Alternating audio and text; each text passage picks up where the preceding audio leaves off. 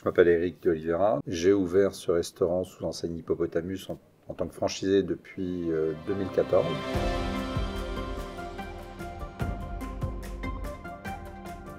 J'ai décidé de renforcer encore les mesures pour réduire nos déplacements et nos contacts au strict nécessaire.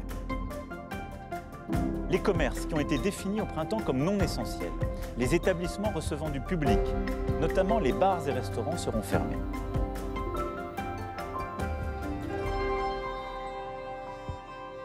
On a subi ce confinement, cette demande de confinement, contraint et forcé, mais finalement en se disant que on agissait pour la bonne cause.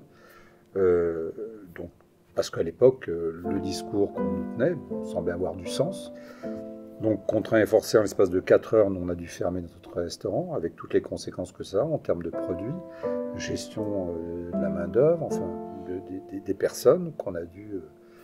On a dû un peu précipiter un peu tout. Au niveau des aides sur le premier confinement, nous, on a obtenu 230 € donc pour 3 mois et une entreprise, un restaurant de 17 salariés. Donc voilà ce qu'on a eu pour le premier confinement. Souvent, il y a une espèce de confusion pour nos clients qui nous disent d'ailleurs, mais ça va, vous êtes dans un groupe. Alors oui, on est sous une enseigne, mais ça reste notre affaire. Donc c'est nos propres deniers qui sont investis dans cette affaire, c'est nos économies personnelles qui sont ici, et pas les économies du groupe.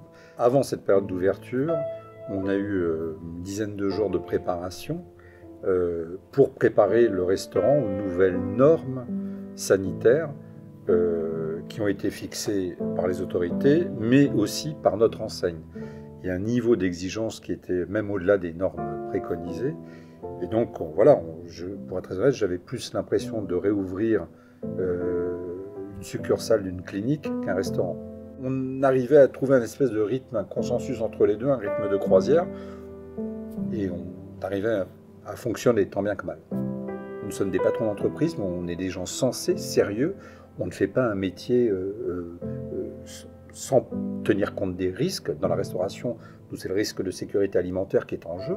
Donc on est des grandes personnes, on est des adultes responsables et on sait ce qu'on fait, on ne fait pas n'importe quoi. On n'est pas ni professeur en médecine, ni infectiologue, ni médecin. Je le sais qu'ils ne le sont pas aussi pour les gens, l'autorité ou les gens qui dirigent, mais quelquefois, ce que me disait mon grand-père, avec un peu de bon sens, il y a des choses qui peuvent se faire et ne pas se faire. Et je pense que voilà, c'est manque de bon sens, simplement.